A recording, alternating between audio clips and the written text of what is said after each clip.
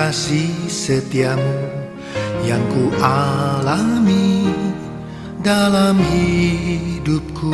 Inginnya oleh Dr. Huang adalah kita mengerti dulu dasarnya dengan clear, dengan jelas, maka untuk menata ke depannya atau ke depan selanjutnya akan juga jelas. Apabila tidak jelas, maka dilanjutkan pun percuma. Kita hanya mendengar, keluar, masuk, keluar gitu. Maunya Dr. Wang sedikit-sedikit karena beliau adalah orang tua yang sudah keliling dunia untuk mengajar. Sistem pengajaran itu betul-betul saya menikmati ya, melihat sistem pengajaran beliau.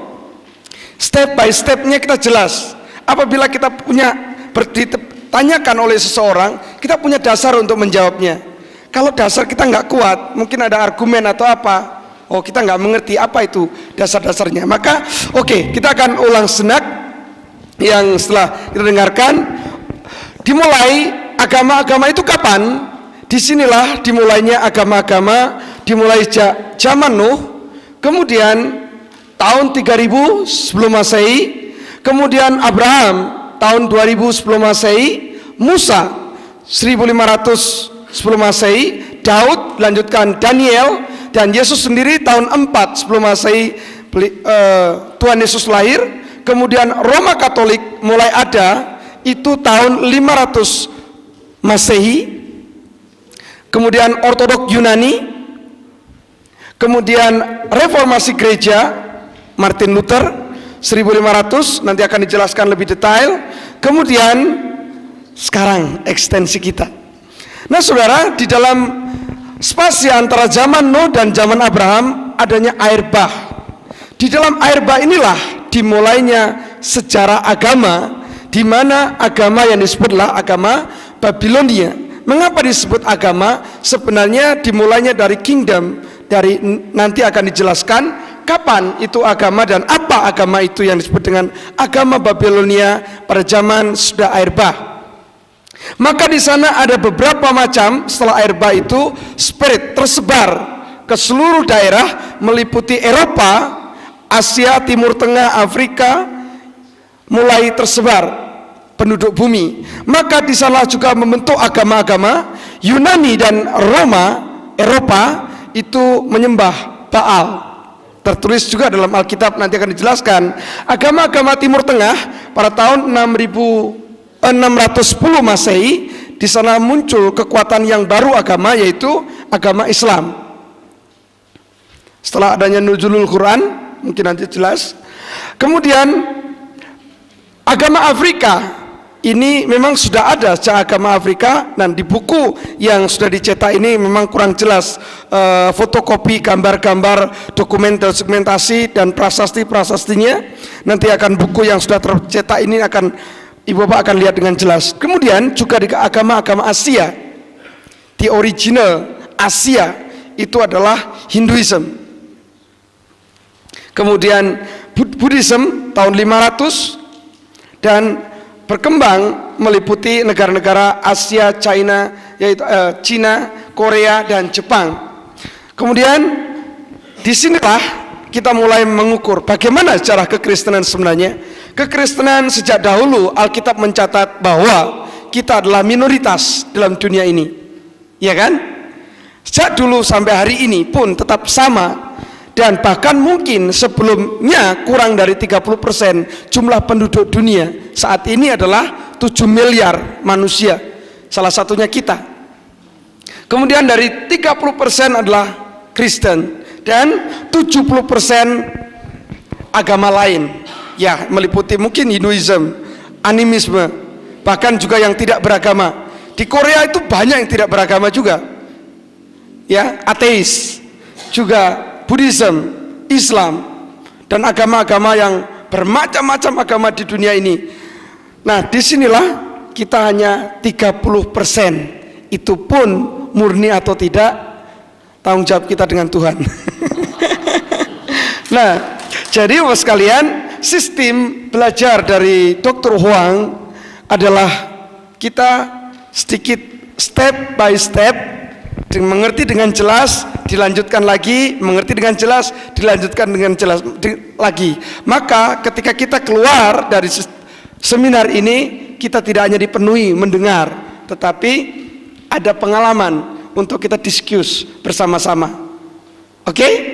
Jadi santai sim belajarnya. Jadi nggak tegang, nggak ngantuk, juga sedikit-sedikit kita akan belajar bersama-sama. Ini sistem kuliahnya Dr. Huang, ya? Oke. Okay, good explanation. Very good. Very good. Ya, penjelasan yang sangat baik dari Pak Umar. Now, you know, we do not know when Jesus will return. Ya, kita tidak tahu kapan Yesus akan kembali lagi. Maybe someday here. Iya, mungkin di sekitar saat ini. Yeah. But Revelation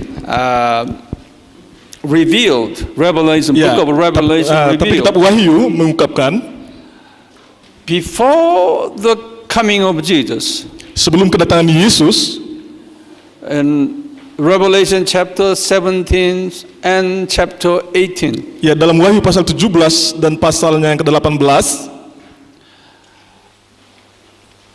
and Jesus told John, Yesus mengatakan kepada Rasul Yohanes, he said that the great Babylon will be defeated. ya Babel besar akan dihancurkan.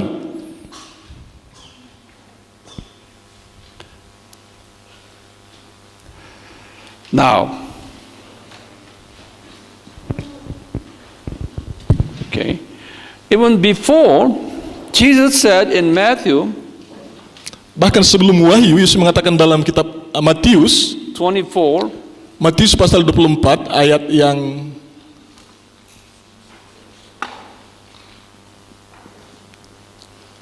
Matius pasal 24 ayat 4 sampai 6.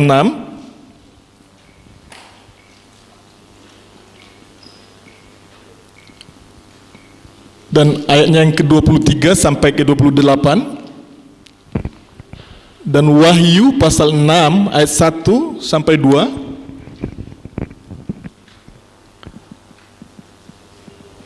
he said, I don't want to explain you more detail here, but Ya, saya tidak akan anyway, menjelaskan secara detail saat Anyway. ini. before his second coming, Tetapi sebelum kedatangannya yang kedua, the Christians, these Christian people will say this. Christians said, all these religions are the same as Christianity. ya, orang-orang percaya atau orang-orang Kristen akan mengatakan bahwa semua agama ini adalah sama. That is the indication of the second coming of Jesus Christ. Ya, jadi ketika agama Kristen mengakui bahwa semua agama-agama di dunia ini, itu termasuk agama lain, adalah sama, ini adalah pertanda bahwa kedatangan Yesus sudah dekat. Religious pluralism. Ya, pluralisme agama. Ini disebut dengan pluralisme agama.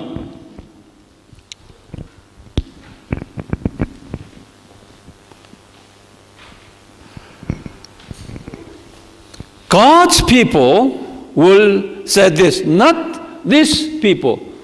God's people, Christians, will claim that Christianity and all other religions are the same. Ya, jadi umat Allah sendiri akan mengatakan bahwa agama Kristen dan agama-agama lain itu sama. Then that's the sign of end time. Dan inilah pertanda akhir zaman. Now, today this is happening. Hari ini sudah terjadi.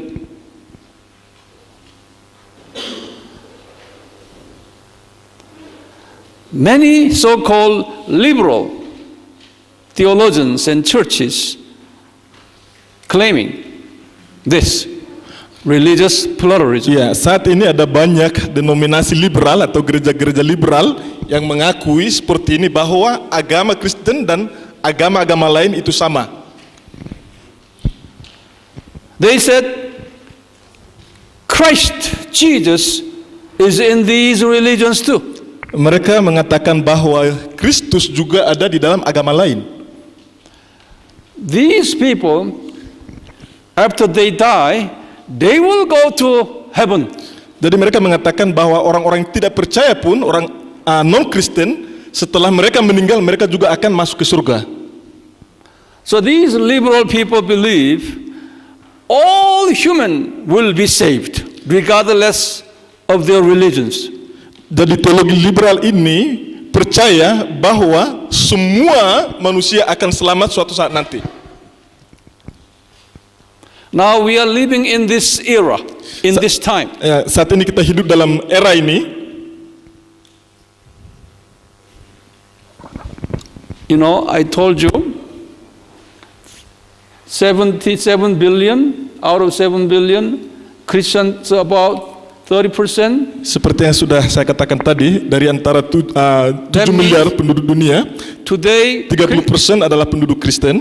today actually, Christian percentage is 2.3 billions. Hari ini persentase kekristenan adalah sekitar 2,3 miliar orang Kristen, 2,3 miliar. Including Roman Catholics. Ya, termasuk Roma Katolik. Out of here, Roman Catholic is around 52%. About half of them are Roman Ya, Catholics. dari antara 2,3 miliar ini, agama Roma Katolik 52%. So half of them are Roman Catholics. Jadi sekitar separuh dari kekristenan adalah agama Roma Katolik. However, out of 2.3 billion Christians, around 80% of Christians believe this.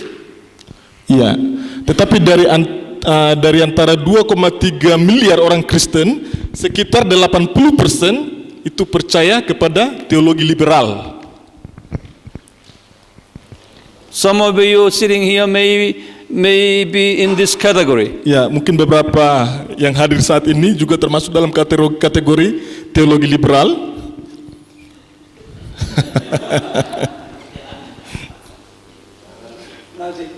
Okay? No one. Okay, no, okay. But this is the God's prophecy. Tetapi ini adalah nubuatan Allah. So it will be more Christians will believe in this religious pluralism. Bahwa akan semakin banyak orang Kristen yang percaya kepada pluralisme agama.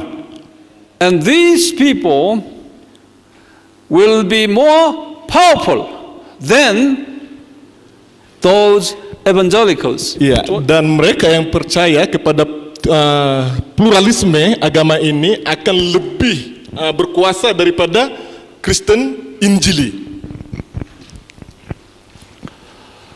So today, not all evangelicals, okay, although you call evangelicals, many evangelicals even believe in this. Many Yeah. evangelicals. Saat ini bahkan dari denominasi Injili sendiri pun tidak semuanya Injili gitu. Dari denominasi Injili pun ada juga yang percaya kepada teologi liberal. But now Pentecostals do not believe in this. Tetapi saat ini denominasi Pentakosta tidak percaya kepada teologi liberal ini. Pentecostals are very new denomination, but it's the fastest growing denomination in the Protestant churches. Iya, Pentakosta adalah denominasi yang masih sangat baru, tetapi Pentakosta adalah salah satu denominasi yang paling cepat bertumbuh saat ini atau berkembang. And the Pentecostal denomination is the largest denomination today in among the Protestants. Dan denominasi Pentakosta adalah denominasi terbesar saat ini di dalam denominasi Protestan. So now those all traditional denominations, so-called Roman Catholics, Anglicans, just tell them. Jadi denominasi-denominasi tradisional seperti Roma Katolik atau agama Anglikan, Roman Catholics, Anglicans, Roma Katolik, Anglikan, and Lutherans, Lutheran, and Methodists, Metodis, Presbyterians, Presbyteri, even Reformed Church. bahkan Reform. All these people now leaning toward this Iya, movement. ini mereka sekarang saat ini cenderung ke arah teologi liberal. It's too bad. Iya, ini tidak baik. So I'm here to teach you, do not join this. I'm here to teach you, don't join. Iya, jadi saya ada di sini untuk mengajar kalian supaya tidak bergabung dalam denominasi teologi liberal ini. Amen? Amin. So God sent you, okay, because you are not in favor of this movement. Iya, Allah mengirim Bapak Saudara ke tempat ini kalau Bapak Ibu Saudara tidak ada dalam kategori teologi liberal, teologi pluralisme agama ini, liberal. However, these people, say around 80% of them, okay, among the Christians, okay, they have more power, they have more money, they have everything. Iya, tetapi denominasi teologi liberal ini, di mana sekitar 80% dari antara mereka lebih memiliki kuasa, mereka memiliki banyak uang. And these people will persecute these people. Iya, dan mereka akan menganiaya orang-orang Kristen Injili. So now, so-called these people receive persecution from both sides, from non-Christians and Christians. Jadi saat ini orang-orang Kristen Injili itu mengalami penganiayaan dari dua sisi. Yang pertama dari agama-agama yang agama lain yang bukan Kristen dan juga agama yang percaya kepada yang menganut teologi liberal. Okay? Now, it is God's plan that God will give more power and more money to this group, to non-Christian groups. Jadi ini juga adalah dalam rencana Allah, di mana agama-agama ini, kelima agama tadi di luar kekristenan, mereka akan lebih memiliki kuasa dibanding Kristen dan juga memiliki banyak uang. World top 500 companies, we call them Fortune 500. Iya. Okay?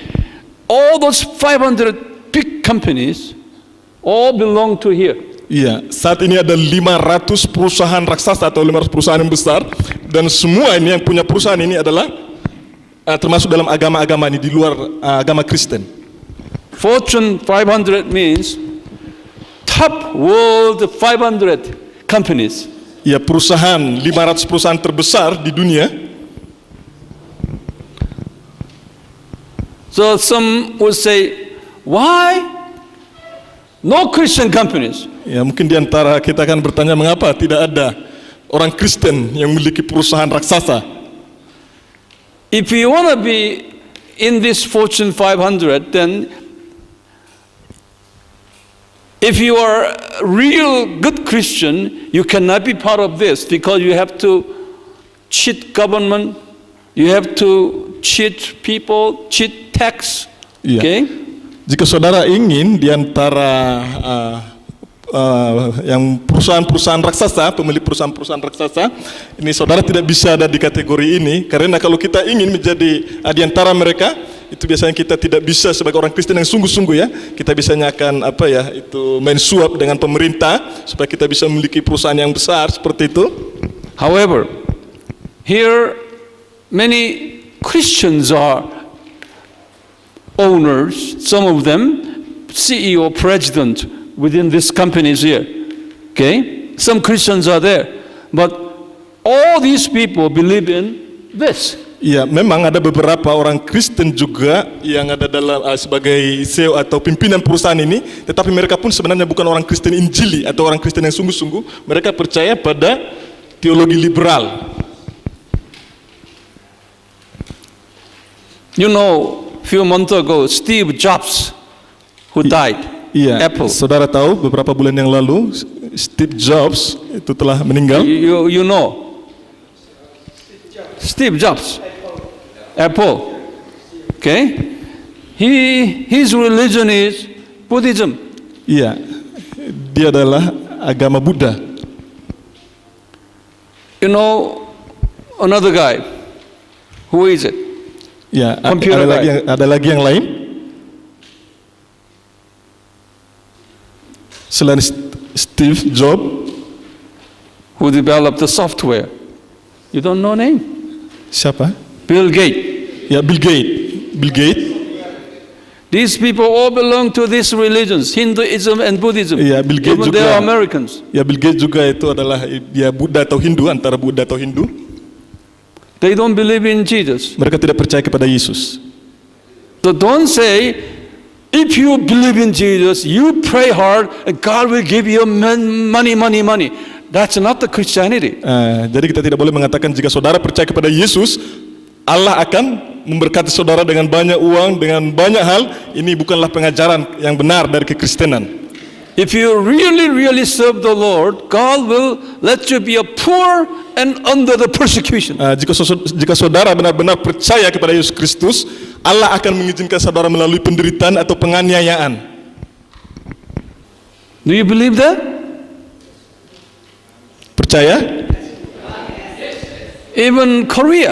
You think Korea is a Christian country. Bahkan negara Korea pun, mungkin Bapak Ibu Saudara berpikir bahwa Korea adalah negara Kristen. Korea is not a Christian country. Korea bukanlah negara Kristen. Korean Christian percentage is about, I would say, around 18%. Ya, persentase kekristenan di Korea sebenarnya hanyalah berjumlah sekitar 18%.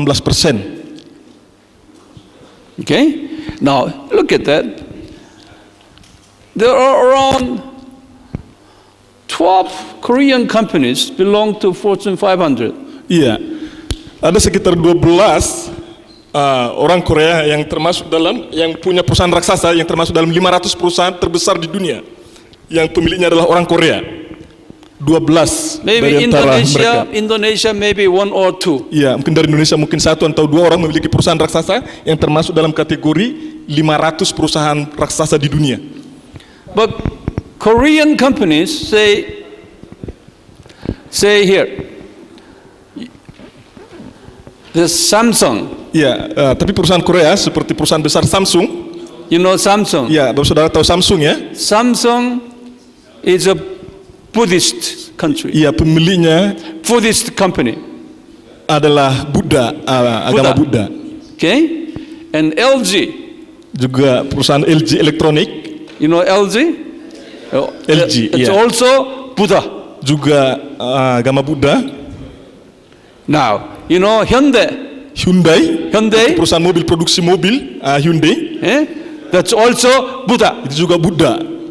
All Buddha. Ya, pemilik semua perusahaan raksasa di Korea adalah agama Buddha. No Christian country. Tidak ada orang Kristen.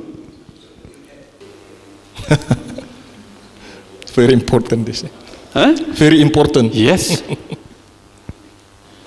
Even you pray hard, you cannot make money. Walaupun saudara berdoa sungguh-sungguh, saudara tidak akan. That's God's plan. Itu adalah bagian dari rencana Allah. You know why? Saudara tahu kenapa? This world is not our world. Dunia saat ini di mana kita tinggal bukanlah dunia kita, bukanlah tempat tinggal kita. God had chosen us. Allah telah memilih kita,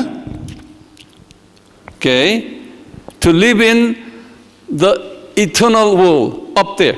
ya, untuk tinggal dalam kekekalan, yaitu di surga. We are citizens of above world. Ya, kita adalah warga negara surga. That's why Paul said, Itu sebabnya Paulus mengatakan, we are pilgrims, we are strangers in Kita this adalah world. orang asing dan kita adalah peziarah di dunia ini. Our hope is in the above world. Pengharapan kita adalah di dunia yang lain, yaitu surga. We live in this world temporarily. Kita hanya sementara saja tinggal di dunia ini. How many years? Berapa tahun? Maybe 50 years or 90 years. 50 tahun atau 90 tahun. So what is a pastor's job? Jadi apakah tugas para hamba-hamba Tuhan? Your message should be this. Tell your people that this world is not our world. We are preparing our eternal world up there. Jadi pesan yang harus saudara sampaikan sebagai hamba-hamba Tuhan adalah menyampaikan kepada orang lain bahwa dunia ini bukanlah dunia untuk kita tinggal selamanya, tapi dunia kita adalah dunia di seberang sana, yaitu di surga, tempat kita hidup selama-lamanya. You teach them, your congregation, you teach them how to die. Okay? We will die any minute, any time. We will die and we will go back to our original home. Iya, jadi saudara harus mengajarkan kepada jemaah saudara bahwa kita bisa saja meninggal setiap saat atau kapanpun, tetapi setelah kita meninggal, kita akan masuk ke surga. So our funeral service should be a party. Okay? Jadi upacara pemakaman kita sebenarnya itu harus seperti pesta, bukan perkabungan, tetapi pesta. You should not cry over the funeral service. Jadi saudara tidak perlu menangis ketika ada acara pemakaman. So you teach your people how to die. Jadi saudara harus mengajarkan jemaah saudara bagaimana mati untuk Tuhan. That's a pastor's job. Inilah tugas hamba-hamba Tuhan. That was the Saint Paul's ministry. Ini juga yang dialami oleh Rasul Paulus dan pelayanan yang dilakukan oleh Rasul Paulus. But today's church had the wrong message. Tetapi saat ini banyak gereja-gereja menyampaikan khotbah yang salah atau pengajaran yang salah. Teaching how to make your life happy. Banyak hamba Tuhan mengajarkan bagaimana agar kita hidup bahagia di dunia ini. Teaching how to make your children successful. Bagaimana agar anak-anak kita bisa menjadi sukses. How to make your body healthy. Bagaimana agar tubuh kita semakin sehat. You don't know. Your successful children will die. Your money will go away. Tetapi saudara perlu tahu bahwa anak saudara pun sekalipun mereka sukses, suatu saat mereka akan meninggal. Uang saudara pun suatu saat akan habis. Physical health anyway, you will die Ya, later. kesehatan kita memang penting, tapi kita juga perlu sadar suatu saat pun kita akan meninggal. When Jesus heal your disease, say hallelujah, hallelujah. Okay? And 2 years later he will die. Iya, ketika Yesus menyembuhkan penyakit saudara, ya saudara mungkin bisa saja mengatakan puji Tuhan, haleluya. Tetapi 2 tahun kemudian saudara bisa saja meninggal dunia. Healing ministry is not our primary ministry. Pelayanan kesembuhan bukanlah tujuan utama atau pelayanan utama dalam hidup kita. Right? Benar? Jesus did not die for our physical healing. Yesus tidak mati di atas kayu salib untuk kesembuhan jasmani kita. Jesus died for our eternal blessing of over there. Yesus mati untuk berkat kita yang masa yang akan datang, yaitu surga.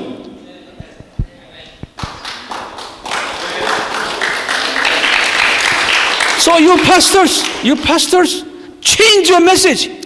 Jadi kalian sebagai hamba Tuhan perlu mengubah isi daripada pesan atau khotbah saudara.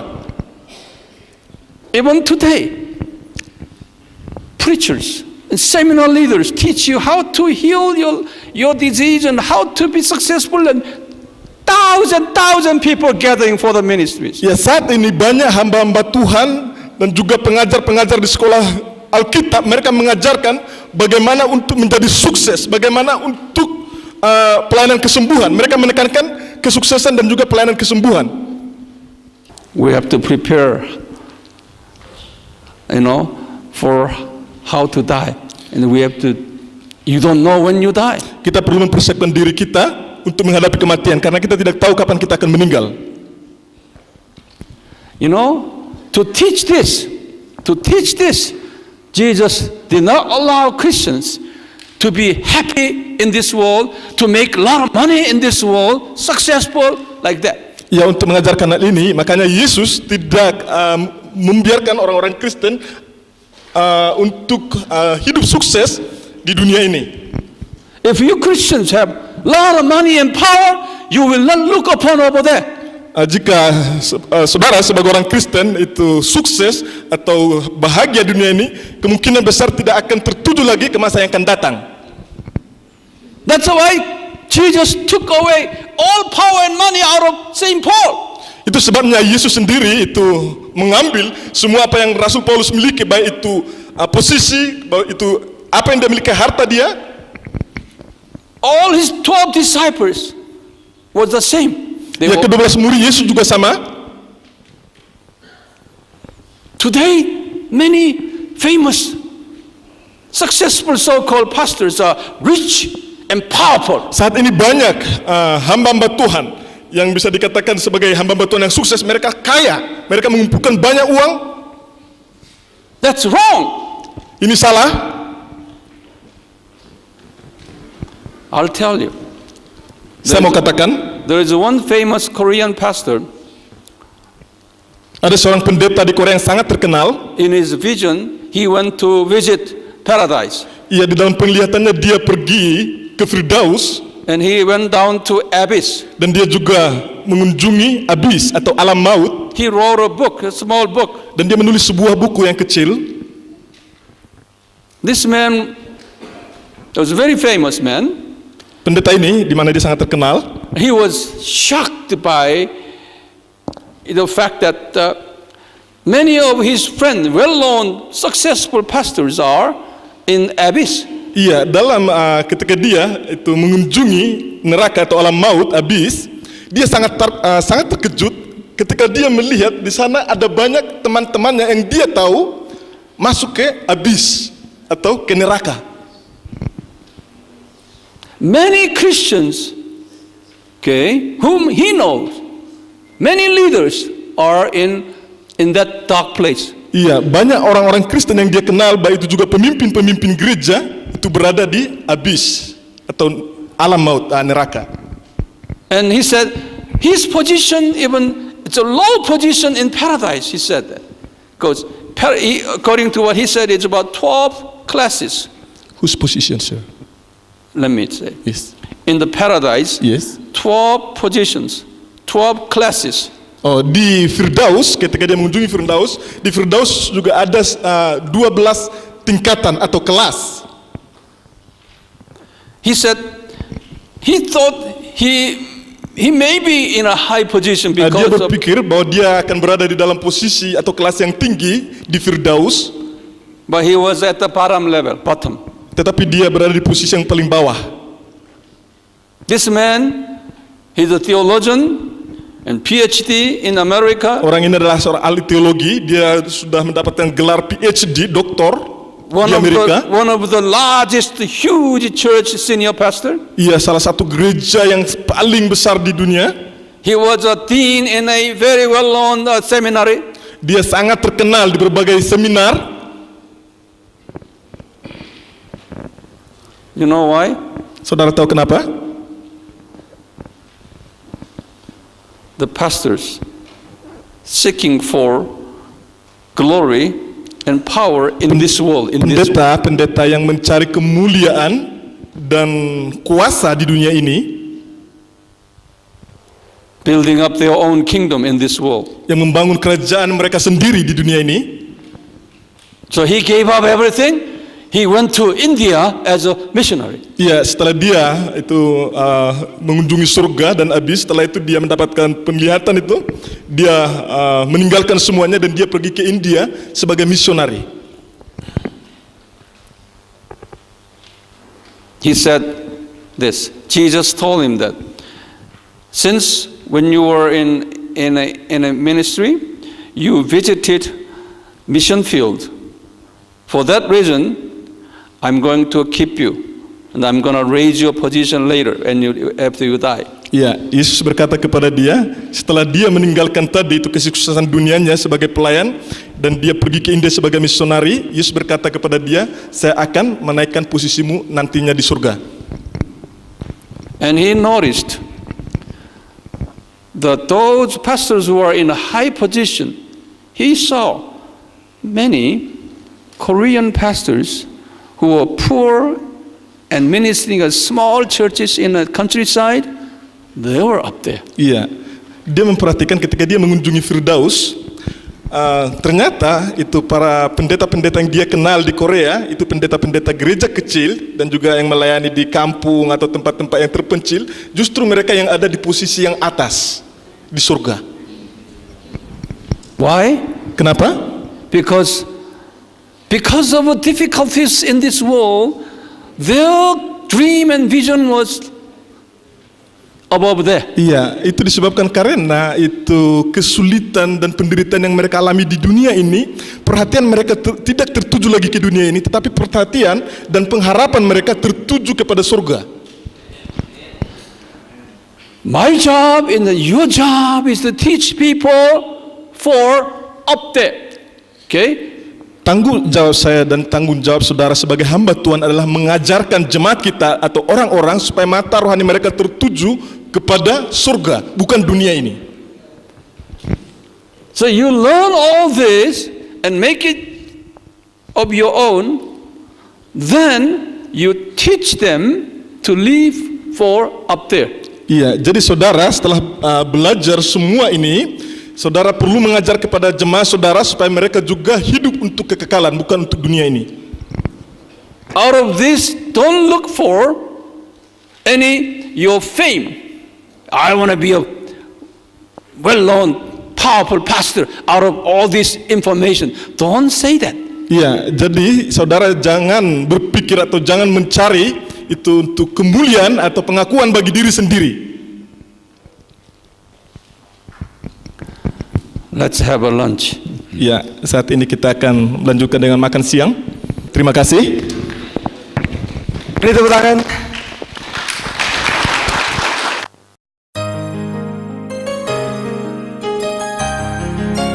Sini Yohanes 1 ayat 1, pada mulanya adalah firman. Jadi pada mulanya di sini itu terdapat dalam Yohanes 1 ayat 1. You don't have to look at Bible. Tapi ada juga pada mulanya dalam ayat Alkitab yang lain. Genesis 1:1. Kejadian 1 ayat 1. Kejadian 1 ayat 1, pada mulanya Allah menciptakan langit dan bumi. You know, Bible has two in the beginnings. Dalam Alkitab ada dicatat dua tentang pada mulanya. But these two in the beginnings are different in the beginning. Tetapi kedua kata pada mulanya ini berbeda satu dengan yang lain. This John in 1:1 in the beginning is Jesus existent, Jesus himself. Iya. Okay? Pada mulanya yang terdapat dalam Yohanes 1 ayat 1 itu merujuk kepada Yesus, bahwa Yesus itu berada dalam kekekalan. Jadi sebenarnya tidak ada mulanya, itu maksudnya pada mulanya di sini. But this in the beginning, Jesus created. Okay? So this in the beginning far after Iya. Jesus. Tetapi pada mulanya yang terdapat dalam Kejadian 1 ayat 1 itu adalah saat di mana Yesus menciptakan dunia ini. Iya. Now, we want to study this creation in the beginning here. Jadi saat ini kita akan belajar tentang pada mulanya yang terdapat dalam Kejadian 1 ayat 1. In your Bible, would you turn your Bible? Iya. Tolong membuka Alkitab dalam Kejadian 1 ayat 1. Pada mulanya Allah menciptakan langit dan bumi. In your Bible, God says what? God says in your Bible? Allah? Allah, yes. Allah? Yeah. Allah means God. Yeah, that's the Islam God's name. Allah itu biasanya orang Islam itu manggil Allah mereka Allah. Yeah. Allah, yeah, Allah. yes, the accent is different. Allah. Okay. Okay. Now, this in English, God said it's God. Yeah. Dalam bahasa Inggris itu Would you God. Would you write down? Ya, tolong tulis God dalam You bahasa write Inggris, down tulis English. dalam bahasa Inggris God. Yeah. God. Okay. That's yours is Allah. Allah. Yeah. Let them write that down this. Iya, ini kalau bisa tolong juga tuliskan dalam bahasa Inggris. This one in Jewish language. Ya, dalam bahasa Yahudi, Yahui, Elohim. dalam bahasa Yahudi God adalah Elohim. Yeah, let them write down. Ya, tolong tulis Elohim. Okay? But Elo, this one, and him, it has two parts. Nah, tapi Elohim terdiri dari dua bagian, Eloh dan Im.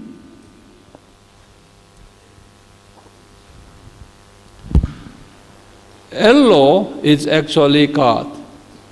Eloh artinya Allah. And any ending with the im, that's in English, this is S, many.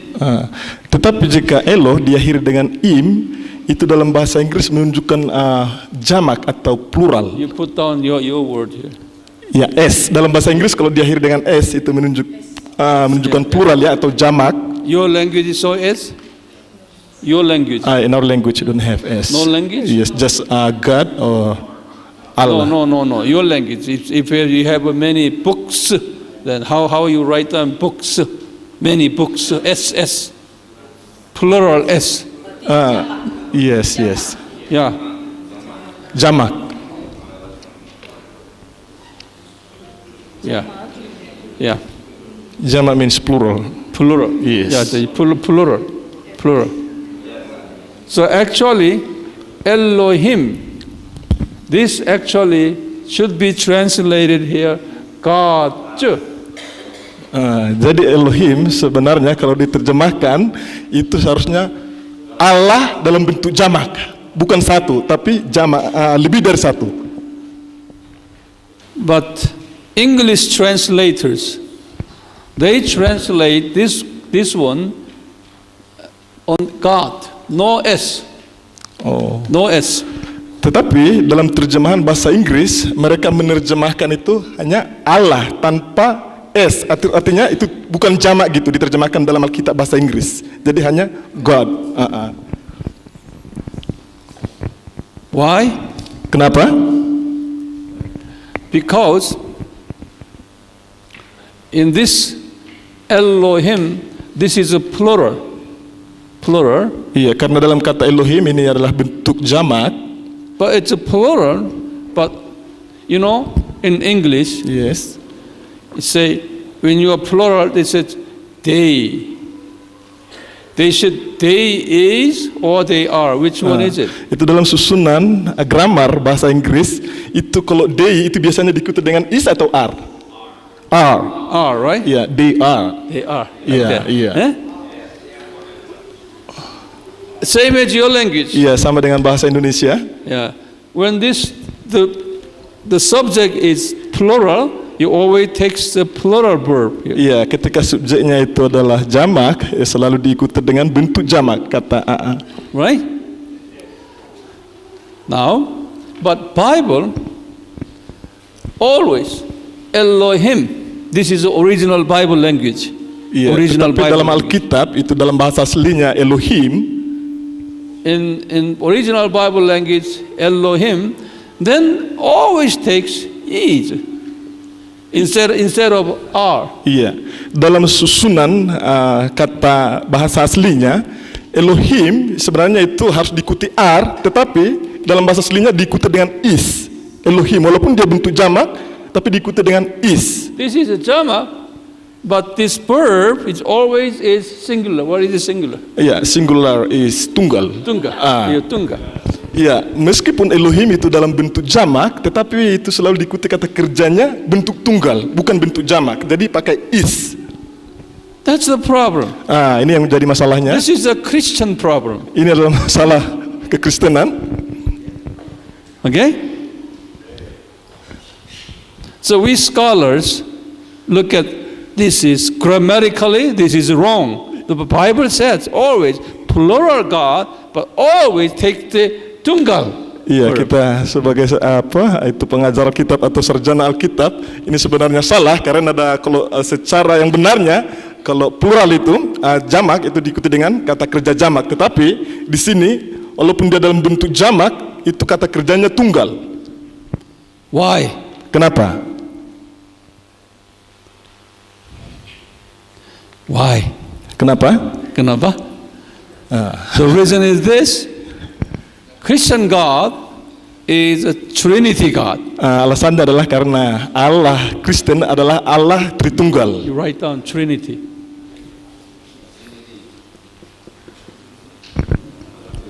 Trinity.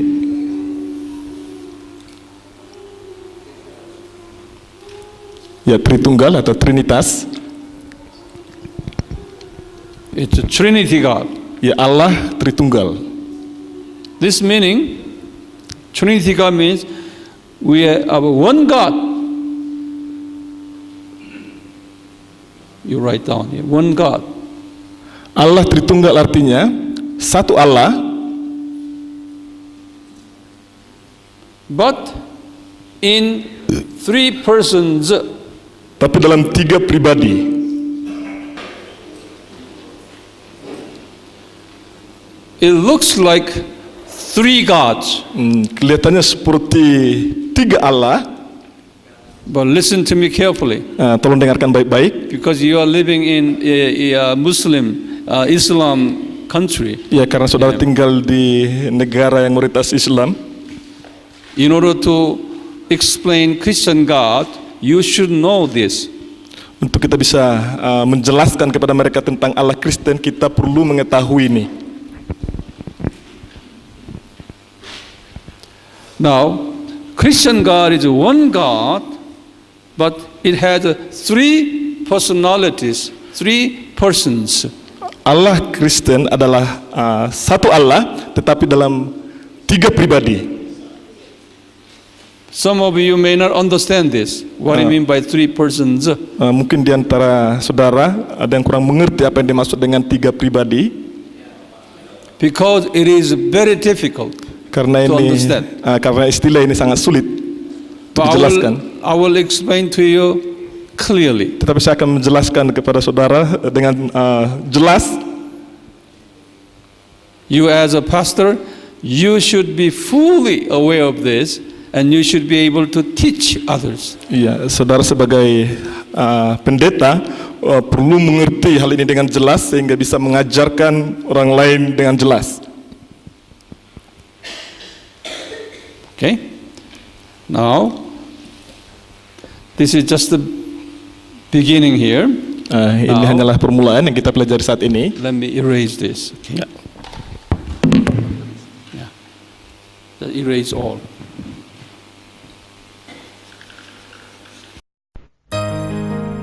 Kita sudah belajar tentang the essence of Christianity atau intisari dari kekristenan. Sekiranya pengajaran ini bukan hanya untuk diri kita, tetapi sebagaimana tugas dan panggilan kita sebagai murid Tuhan Yesus, kita punya mandat untuk mengajar mereka sesuai dengan pengajaran yang baru kita dengar tadi.